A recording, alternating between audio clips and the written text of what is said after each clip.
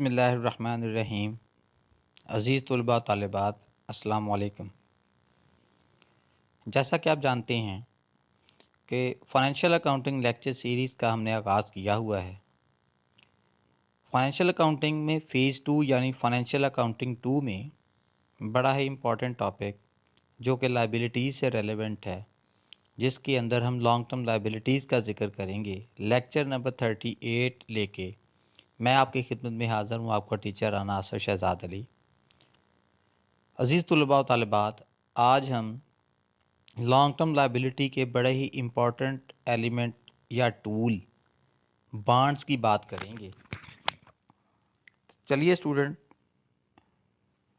चलते हैं अपने टॉपिक की तरफ। मैं हूं आपका टीचर राना आसिफ शहज़ाद अली।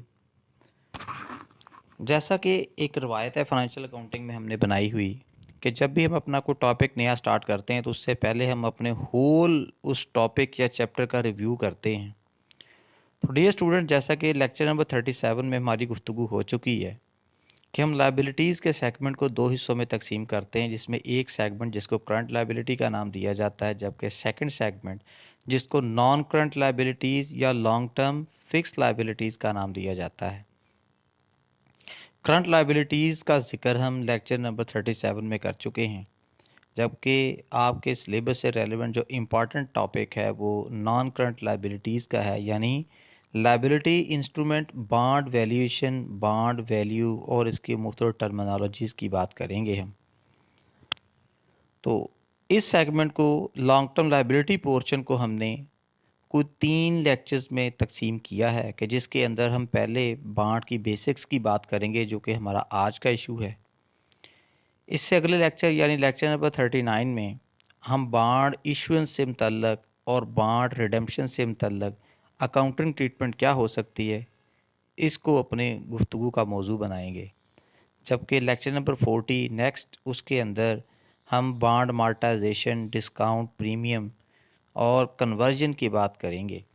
तो चलिए स्टूडेंट, हम चलते हैं अपने आज के लेक्चर यानी बॉन्ड वैल्यूएशन की बेसिक्स की तरफ।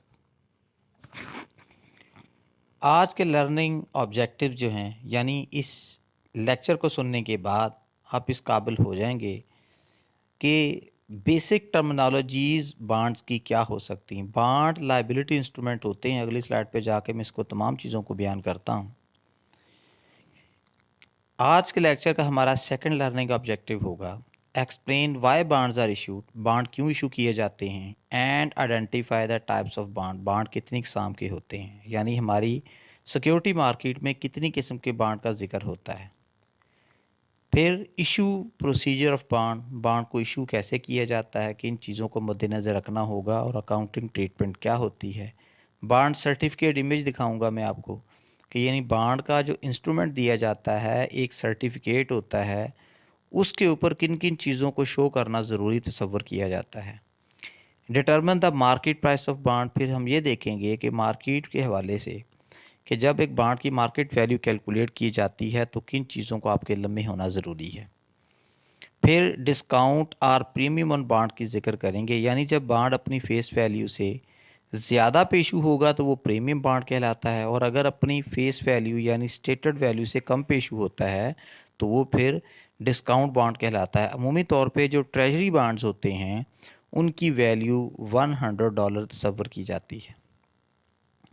और हमारा लास्ट लर्निंग ऑब्जेक्टिव, जो कि एक बड़ा ही इम्पोर्टेंट, यानी बैलेंस शीट प्रेजेंटेशन कैसे दी जाती है, कि लॉन्ग टर्म लायबिलिटीज़ को या शॉर्ट टर्म लायबिलिटीज़ को बैलेंस शीट में लायबिलिटी साइड पे किस पोर्शन में शो किया जाता है और इसकी फाइनेंशियल रिक्वायरमेंट्स क्या होंगी। तो चलिए स्टूडेंट्स, चलते हैं पहले हम अपने आज के फर्स्ट लर्निंग ऑब्जेक्टिव की तरफ, और पहले देखते हैं कि बॉन्ड क्या है। Obligations that are expected to be paid, यानी ऐसी जिम्मेदारियां कि जिसके मुतल्लिक आप पूर्व उम्मीद हों कि इनको मुस्तकबिल में आपने अदा करना है। More than 1 year in the future, यानी ऐसी लाइबिलिटीज़ जो 1 साल से ज़्यादा अरसे के लिए एग्जिस्ट करती हैं या पाई जाती हैं, उनको लॉन्ग टर्म लाइबिलिटीज़ का नाम दिया जाता है।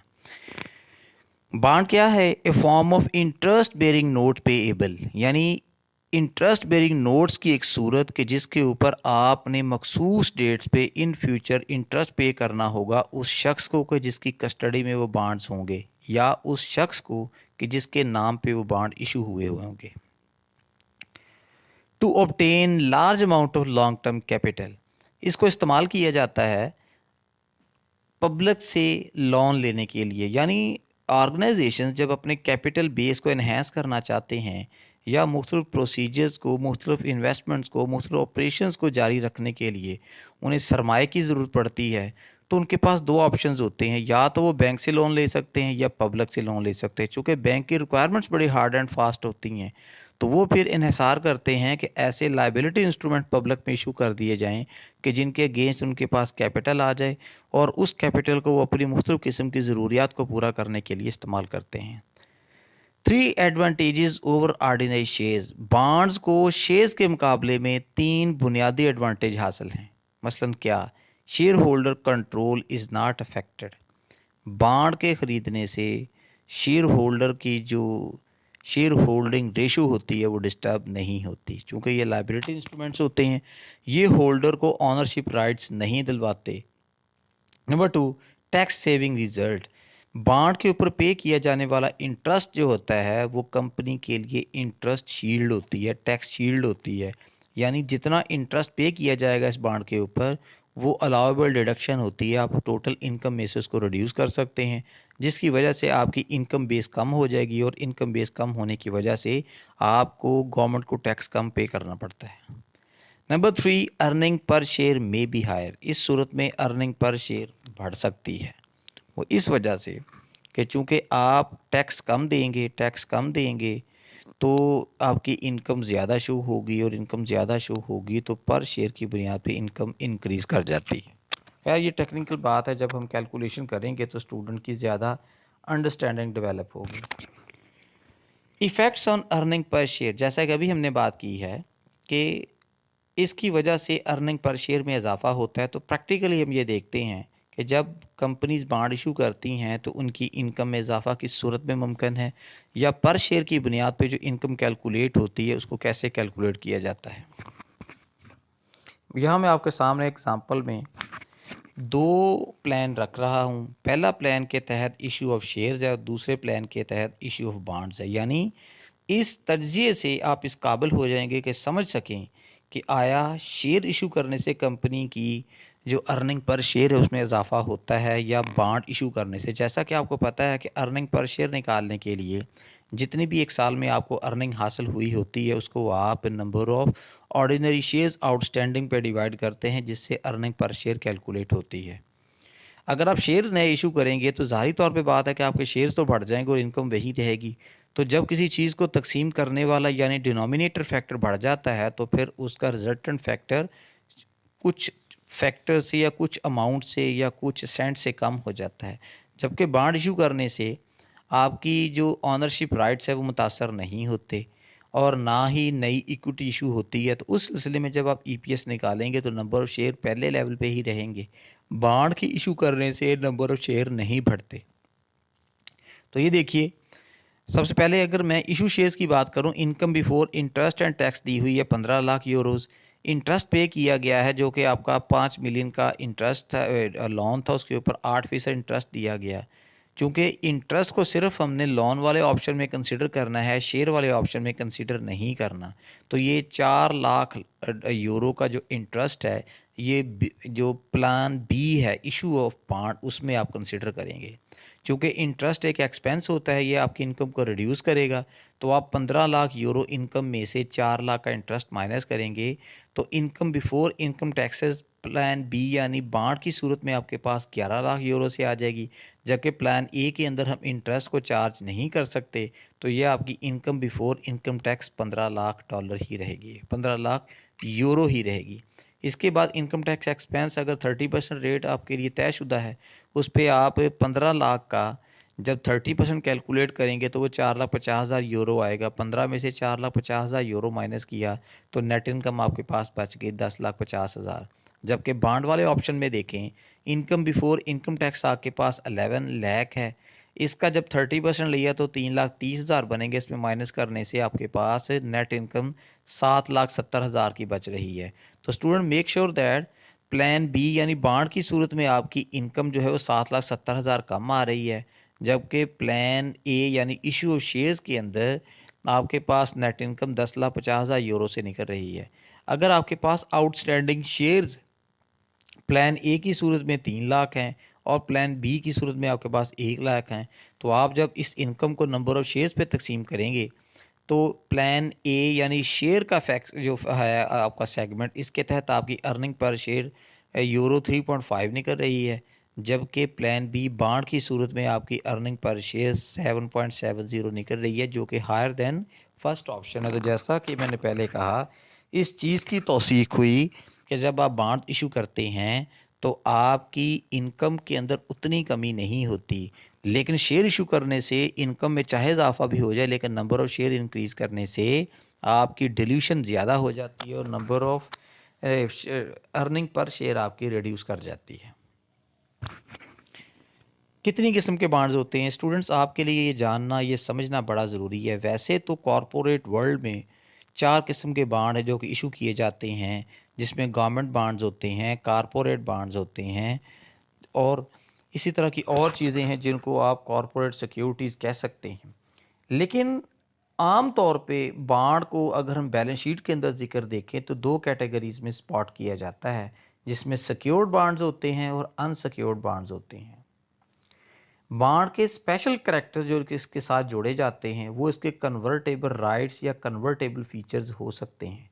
जैसे कि राइट साइड पे मैंने एक डायग्राम दी हुई है, एक शक्ल दी हुई है आपको, जिसमें बांड को कन्वर्ट किया गया एनी अदर शेप, यानी अमूमी तौर पे जो बांड इशू करने वाली कंपनीज होती हैं वो बॉन्ड होल्डर को ये राइट देते हैं, after a certain ah specific time period they will convert their bond into any other form of security like preferred shares or common shares. तो खैर ये कंपनी टू कंपनी पॉलिसी जो है वो वेरी करती है। हम यहाँ पे ये डिसाइड करेंगे कि बॉन्ड 2 किस्म के होते हैं, जिसमें सिक्योर्ड बॉन्ड वो बॉन्ड होते हैं कि जिसके बैकअप के तौर पे किसी चीज़ की गारंटी या श्योरिटी रखी जाती है, जबकि अनसिक्योर्ड बॉन्ड्स वो होते हैं कि जिनके बैकअप पे किसी किस्म की सिक्योरिटी या किसी किस्म का फाइनेंशियल आपकी तरफ से जिम्मेदारी जो है इसका तयन नहीं किया जाता।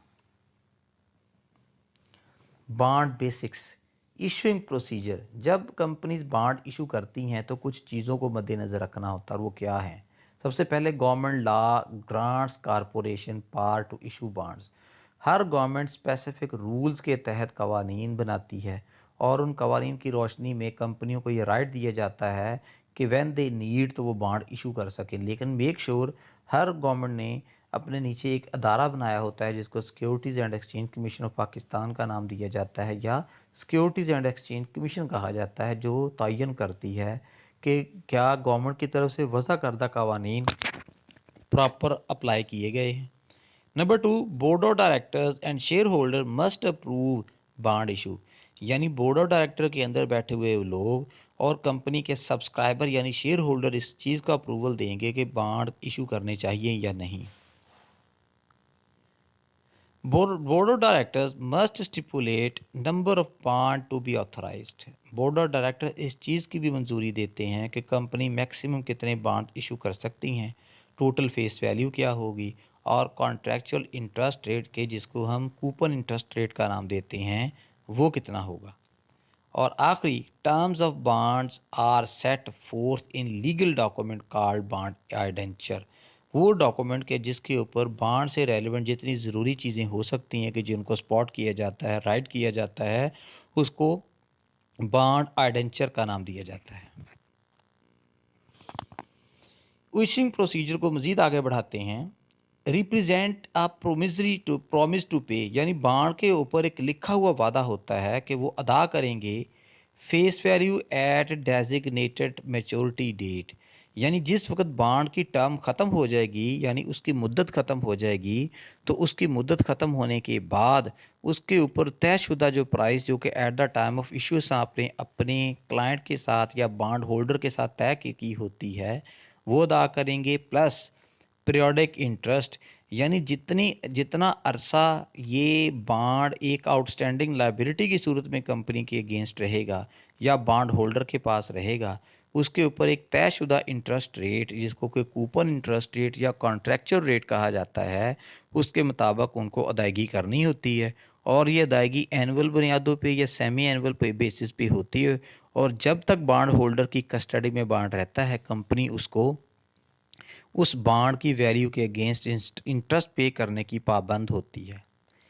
Number two, interest payments usually made semi annually. अमूमी तौर पे इंटरनेशनली तो ऐसे ही होता है कि बॉन्ड के ऊपर दिए जाने वाला इंटरेस्ट सेमी एनुअल बुनियादों पे अदा किया जाता है।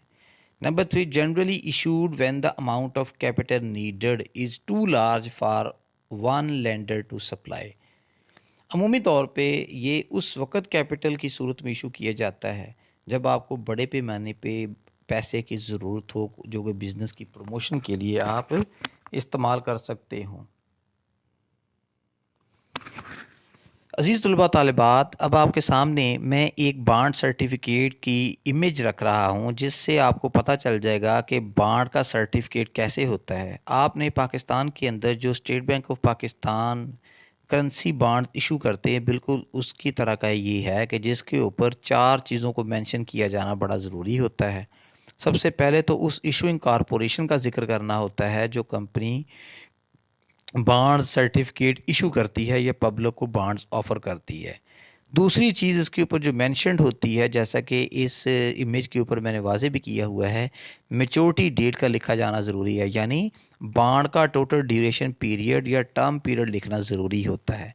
तीसरी चीज़ जो कि लाजमी तौर पे मेंशन की जाती है, वो फेस और पार वैल्यू ऑफ बॉन्ड, यानी बॉन्ड की इशू प्राइस क्या है। बाज़ औक़ात बॉन्ड डिस्काउंट पे इशू होते हैं कि उनकी प्राइस $100 से कम होगी। बाज़ औक़ात यही बॉन्ड्स $100 से ज़्यादा पे इशू होते हैं कि जिनको प्रीमियम बॉन्ड्स कहा जाता है। और बाज़ औक़ात बॉन्ड्स अपनी ओरिजिनल स्टेटेड वैल्यू पे इशू किए जाते हैं, जिसको पार वैल्यू का नाम दिया जाता है। तीसरी चीज़ जो लाजमी तौर पे इस पे लिखी हुई है, वो कॉन्ट्रैक्चुअल इंटरेस्ट रेट है, यानी वो रेट कि जो eight the time of issuance लाजमी तौर पे आप कंसिडर करते हैं। और बेसिकली ये रेट ही तयन करता है कि बॉन्ड डिस्काउंट पे होगा, प्रीमियम पे होगा या फेस वैल्यू पे होगा। तो डियर स्टूडेंट्स, इसके ऊपर होल्डर ऑफ बॉन्ड को भी लिखा जाता है, यानी बाज़ औक़ात ऐसे भी होता है कि जिस शख्स ने बॉन्ड खरीदे होते उसका नाम लिख दिया जाता है। और अगर मार्केट में प्रीवेल्ड इंटरेस्ट रेट डिफरेंट हो तो उसको भी मेंशन किया जाता है, लेकिन ये हार्ड एंड फास्ट रूल नहीं है। और फिर आपने जितने नंबर ऑफ बॉन्ड्स खरीदे हुए होते हैं, उसके अगेंस्ट जितनी आपकी फेस वैल्यू के मुताबिक प्राइस बनती है, उसको अलहदा से मेंशन किया जाता है, जैसा कि इस केस के अंदर आपको $5000 का अमाउंट नज़र आ रहा है। तो डियर स्टूडेंट्स, ये एक रजिस्टर्ड बॉन्ड की इमेज है। जो लोग बॉन्ड्स ख़रीदते हैं उनको पैसे देने के एवज़ इस तरह के बॉन्ड सर्टिफिकेट दे दिए जाते हैं।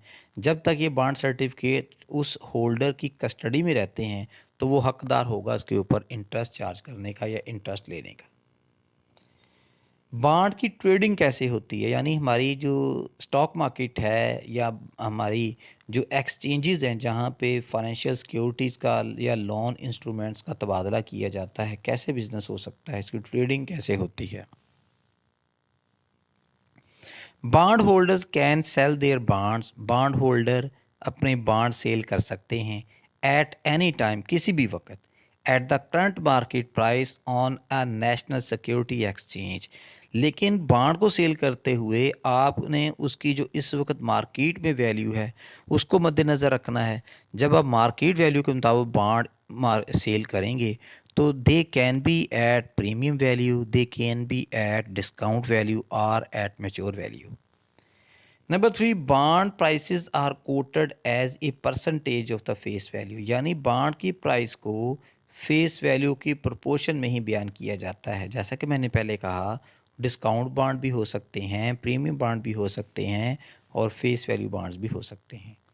Number three, newspapers and the financial press publish bond prices and trading activity daily, यानी कुछ ऐसे अखबारात, ऐसे न्यूज़पेपर या ऐसे फाइनेंशियल जर्नल जो कि इंटरनेशनली शाया होते हैं, जो किसी भी खित्ते या किसी भी मुल्क की इकोनॉमी की रेटिंग में भी अपना रोल प्ले करते हैं। प्लस ये पब्लिक के लिए एडवर्टीज़मेंट के तौर पे भी इस्तेमाल होते हैं, ताकि पब्लिक को अवेयर किया जाए कि कौन सी कंपनी के बॉन्ड किस प्राइसेस पे अवेलेबल हैं। जैसा कि नीचे जिक्र किया हुआ है, एक बोइंग कंपनी 5.125 के बॉन्ड्स लिखे हुए हैं। इसका मैच्योरिटी पीरियड फरवरी 15 2017 है। क्लोज इसकी जो प्राइस है वो 96.595 है। इसके ऊपर जो आपको बेनिफिट हासिल हो रहा है वो 5.747 का है। और एस्टिमेटेड वॉल्यूम जो है इसका 3,33,965 का है। यानी ये कुछ चीज़ स्टैट्स दी हुई आपको, ये इतनी ज़्यादा कंसिडरेबल नहीं है, जस्ट फॉर प्रेजेंटेशन पर्पज़ है। आगे जाके जब हम कैलकुलेशन करेंगे, यानी मुख्तलिफ इश्यूज़ पे गुफ्तगू होगी कि at the time of issuance bond entry क्या होती है, रिटायरमेंट पे एंट्री क्या होती है और बैलेंस शीट प्रेजेंटेशन कैसे दी जाएगी। Bond trading, bond holders can sell their bond at any time at the current market. ये हम चीज़ पहले ही डिस्कस कर चुके हैं। Determine the market price of bond. अब हम तलबा ये देखेंगे कि एक बॉन्ड की मार्केट प्राइस कैसे कैलकुलेट की जाती है। ज़ाहिर सी बात है कि at the time of issue जो बॉन्ड इशूअर होता है वो एक स्टेटेड प्राइस के जिसकी उसने एडवर्टीजमेंट में शो किया होता है उसके मुताबिक ही बॉन्ड इशू करता है। द करंट मार्केट प्राइस और present value of bond is function of three factors. हम कह सकते हैं कि बॉन्ड की मौजूदा प्राइस जो मार्केट में प्रिवेल कर रही होती है वो तीन चीज़ों का फंक्शन होते हैं और वो क्या हो सकती हैं। Number one, the dollar amount to be received, जो अमाउंट आपने किसी बॉन्ड इशू करने के अगेंस्ट वसूल करना है वो। Number two, the length of time until the amounts are received, उस ड्यूरेशन को भी कंसिडर करने की ज़रूरत होती है कि जब तक आप उसका अमाउंट वसूल ना कर लें। और जबकि तीसरी चीज़ है the market rate of interest. Market rate of interest coupon rate of interest के साथ कंपैरिजन करने से ही तयन करता है कि बॉन्ड प्रीमियम के हैं, डिस्काउंट के हैं या फेस वैल्यू के हैं। तो अल्टीमेटली हम कह सकते हैं the process of finding the present value is refer to as are discounting the future amounts. यानी इन फ्यूचर एक बॉन्ड के ऊपर जो हमने इंटरेस्ट पे करना है उसको, और इन फ्यूचर जो बॉन्ड की मेच्योर वैल्यू हमने कस्टमर को या बॉन्ड होल्डर को अदा करनी है वो, इन दोनों चीज़ों को अगर प्रेजेंट वैल्यू के अंदर कन्वर्ट कर लिया जाए और फिर इसका ग्रैंड सम बना लिया जाए तो इस चीज़ को आप current market price of bond का नाम देते हैं। अगर तलबा इसी चीज़ को यानी मार्केट प्राइस ऑफ बॉन्ड को हम एक टाइमलाइन या ग्राफिकल प्रेजेंटेशन के ऊपर शो करना चाहें तो वो कैसे मुमकिन हो सकता है। इस चीज़ को समझने के लिए मैं आपके सामने एक प्रैक्टिकल सिनेरियो, एक इलस्ट्रेशन रखता हूँ। Assume that Acropolis SA on January 1, 2017 issued euro 1 lakh of 9% bond. तो स्टूडेंट्स यहाँ पे 1 लाख यूरो इसकी फेस वैल्यू है, जबकि 9% बॉन्ड्स का जो अमाउंट लिखा हुआ है ये कॉन्ट्रैक्चुअल या स्टेटेड रेट है, इंटरेस्ट रेट, जिसको कूपन रेट का नाम भी दिया जाता है। ड्यू इन 5 ईयर्स, जिसका मेच्योरिटी पीरियड 5 साल है, with interest payable annually at year end, कि जिसके ऊपर इंटरेस्ट की अदायगी साल के एंड पे की जाएगी। जैसा कि हमने इंट्रो में बात की थी कि अमूमी तौर पे बॉन्ड के ऊपर जो इंटरेस्ट है वो सेमी एनुअल बुनियादों पे अदा किया जाता है, लेकिन चूंकि ये क्वेश्चन की कंडीशन या सिचुएशन इस किस्म की दी जा रही है कि इसमें एनुअल इंटरेस्ट पे करेंगे। Time diagram depicting cash flows. अब ये नीचे स्टूडेंट्स अगर देखें एक टाइमलाइन बनाई हुई है कि जिसके अंदर हमने 0 से लेके 5 साल जो कि इसका टोटल मेच्योरिटी पीरियड है उसको मेंशन कर दिया है, और फिर हर पीरियड का जो इंटरेस्ट पे किया जाएगा। ये स्टूडेंट्स आप कैलकुलेशन करके देखें कि 1 lakh euro total bond issue किए हैं, इसके ऊपर एनुअल आपने 9% इंटरेस्ट देना है। तो $1 लाख का 9% जो कूपन इंटरेस्ट है वो 9,000 बन रहा है। तो आप हर साल के एंड पे 9,000 की पेमेंट करेंगे, जैसा कि आपको टाइमलाइन के ऊपर नज़र आ भी रहा है। और ये टोटल टाइम पीरियड 5 साल का है, यानी ये 5 साल के बाद में बॉन्ड मेच्योर हो जाएंगे। तो जिन लोगों को अपने बॉन्ड इशू किए होते हैं उनसे आप सर्टिफिकेट वापस लेके और बॉन्ड के पैसे इनको वापस कर देंगे। इसी तरह अगर हम इस चीज़ की प्रेजेंट वैल्यू के ऊपर बात करते हैं तो बॉन्ड की वैल्यू दो किस्म की प्रेजेंट वैल्यूज़ का मजमुआ होती है।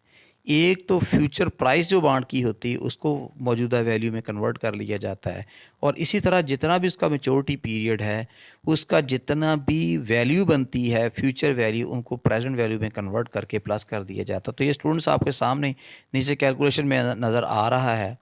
Present value of euro 1 lakh received in 5 year. बताया गया कि 5 साल में आप कितना वसूल करेंगे। 1 लाख का प्रेजेंट वैल्यू हमने निकाली है, यानी इसको 5 साल पे डिस्काउंट किया हुआ है, तो ये $64,993 बन गया। इसी तरह आपने 5 सालों में टोटल 45,000 का इंटरेस्ट रिसीव किया है, लेकिन एनओटी फैक्टर बना के आप इस 9,000 जो कि एनुअल इंटरेस्ट रिसीट है उसके साथ जब मल्टीप्लाई कर लेंगे तो ये वैल्यू बजाय 45,000 निकलने के 35,060 यूरो से निकलेगी। तो आप इन दोनों को जमा करके देखें तो आपकी मार्केट प्राइस ऑफ बॉन्ड जो है वो 1 लाख यूरो के करीब पहुंच रही है। तो इस तरह से जब बॉन्ड इशू किए जाते हैं तो उनकी कैलकुलेशन भी हो सकती है, उनकी अकाउंटिंग एंट्री भी हो सकती है, उनकी टाइमलाइन या ग्राफिकल प्रेजेंटेशन भी दी जा सकती है, और पीरियड एंड पे उसको एक स्पेसिफिक वे में बैलेंस शीट के अंदर प्रेजेंट किया जाता है, जो आने वाली स्लाइड के अंदर हम इन चीज़ों को डिस्कस करेंगे। स्टूडेंट्स, अब जितना हमने पढ़ लिया है, जितना हमने सीख लिया है, इसकी रोशनी में हम एक छोटा सा क्वेश्चन सॉल्व करने की कोशिश करते हैं। जितने भी बेसिक्स को हमने स्टडी किया है वो उन तमाम चीज़ों को ये कवर करेगा। Indicate whether each of the following statement is true और फॉल्स। आप ये देखें कि ये जो स्टेटमेंट्स आपको दी हुई हैं ये सही हैं या गलत हैं। पहली है mortgage bonds and sinking fund bonds are both examples of secured bonds. तो ये ट्रू स्टेटमेंट है कि जो मॉर्गेज होता है ये गिरवी के अंदर बैंक इन्वॉल्व होते हैं, वो इजाज़त देते नहीं हैं जब तक उसको श्योरिटी ना दी जाए। और सिंकिंग फ़ंड एक ऐसे फ़ंड होते हैं जिसमें पीरियडिकली पैसा जमा करवाया जाता है या निकलवाया जाता है। तो ये भी क्रूशल नौयत के होते हैं, इनका अप्रूवल स्टेट बैंक की तरफ से या किसी भी मुल्क के सेंट्रल रिजर्व बैंक की तरफ से ज़रूरी होता है। Number 2, unsecured bonds are also known as debenture bonds. Unsecured bonds को डिबेंचर बॉन्ड का नाम भी दिया जाता है। ये स्टेटमेंट भी सही है। तकरीबन बॉन्ड्स और डिबेंचर के जो करैक्टर्स होते हैं वो सेम ही होते हैं। Number 3, the stated rate is the rate investor demand for loaning funds. यानी इसके ऊपर लिखा हुआ रेट तकरीबन वही रेट होता है जो कि इन्वेस्टर लोन देने के अगेंस्ट चार्ज करते हैं। तो ये फ़ाल्स है, ये कोई हार्ड एंड फास्ट रूल नहीं है। ये कंपनियों की पॉलिसी होती है, वो अपने मुताबिक ऑफ़र करते हैं। अगर उन्होंने कस्टमर को भी वही इंटरेस्ट रेट ही ऑफ़र करना है जो बैंकों का है तो फिर इनको कोई प्रिविलेज नहीं है, कोई बेनिफिट नहीं है। तो ये स्टेटमेंट रॉन्ग है। The face value is the amount of principal the issuing company must pay at the maturity date. Yes, ये आपका एक वादा होता है कि एक ख़ास डेट के ऊपर आपने ये पैसे अदा करने हैं, और ये उसी वक्त मेंशन कर दिया जाता है जिस वक्त बॉन्ड इशू किए जाते हैं। तो ये स्टेटमेंट आपकी ट्रू है। लास्ट यहाँ पे जो स्टेटमेंट गिवन है वो, the bond issuer must make journal entries to record transfer of its bond among the investors. यानी इसके लिए अकाउंटिंग एंट्री ज़रूर होती है जब बॉन्ड ट्रांजैक्शन होती है। तो ये फॉल्स है, यानी ये ज़रूरी नहीं है। ये स्पेसिफिक उस वक्त होगा जब आपकी फाइनेंशियल स्टेटमेंट्स में आपसे रिक्वायर कर रही हूँ। ऑल टाइम या ऑल सिचुएशन के अंदर ऐसे मुमकिन नहीं होता और ना किया जाता। तो ये स्टेटमेंट फॉल्स है। अब स्टूडेंट्स ये देखते हैं एक यूनिवर्सल रूल। जैसा कि मैंने लेक्चर के इंट्रो में बात की थी कि दो रेट्स जो कि बॉन्ड के साथ अटैच्ड होते हैं, मार्केट इंटरेस्ट रेट और वो रेट जो बॉन्ड के साथ लिखा जाता है, बॉन्ड इंस्ट्रूमेंट पे मेंशन होता है, जिसको कॉन्ट्रैक्चुअल रेट या कूपन इंटरेस्ट रेट कहा जाता है। इन दोनों को कंपैरिजन करने से या इन दोनों को, इनकी दोनों की मौजूदगी को देखते हुए हम दोनों को यूज़ करते हैं ये डिसाइड करने के लिए आया कि इशू बॉन्ड जो है वो डिस्काउंट का है, प्रीमियम का है या फेस वैल्यू का है। तो जिस वक्त एक यूनिवर्सल कंडीशन है कूपन इंटरेस्ट रेट, जैसे कि पहली कंडीशन में अब लिखा हुआ है 10% है, जबकि मार्केट इंटरेस्ट रेट पहला 8% है। अगर हम 10% जो कि कॉन्ट्रैक्चुअल रेट है इसको मार्केट रेट के साथ कंपेयर करें तो कूपन ज़्यादा है। तो स्टूडेंट ये चीज़ ज़हन में रखें, जिस वक्त कूपन इंटरेस्ट रेट ज़्यादा होता है और मार्केट इंटरेस्ट रेट कम होता है तो उस वक्त बॉन्ड प्रीमियम बॉन्ड होता है। यानी बॉन्ड उसकी फ़ेस वैल्यू अगर $100 है तो ज़्यादा पे इशू हुआ होगा, अगर $1000 है तो 1000 से ज़्यादा पे इशू हुआ होगा। दूसरी कंडीशन में आप देखें कि कूपन इंटरेस्ट रेट 10% और मार्केट इंटरेस्ट रेट 10%, ये दोनों बराबर हो गए हैं। तो ये हार्ड एंड फास्ट रूल है कि जिस वक्त ये दोनों रेट बराबर हो जाते हैं उस वक्त bond at face value issue किए जाते हैं।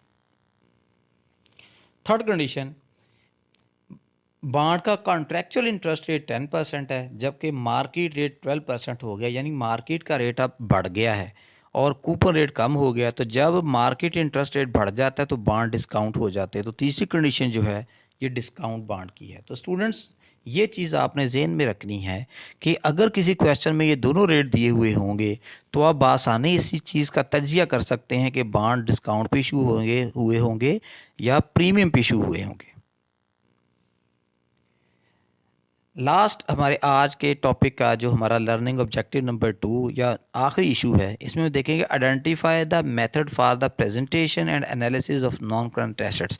Non current assets long term liabilities को कहा जाता है कि जिसके अंदर बॉन्ड्स और डिबेंचर्स भी आते हैं।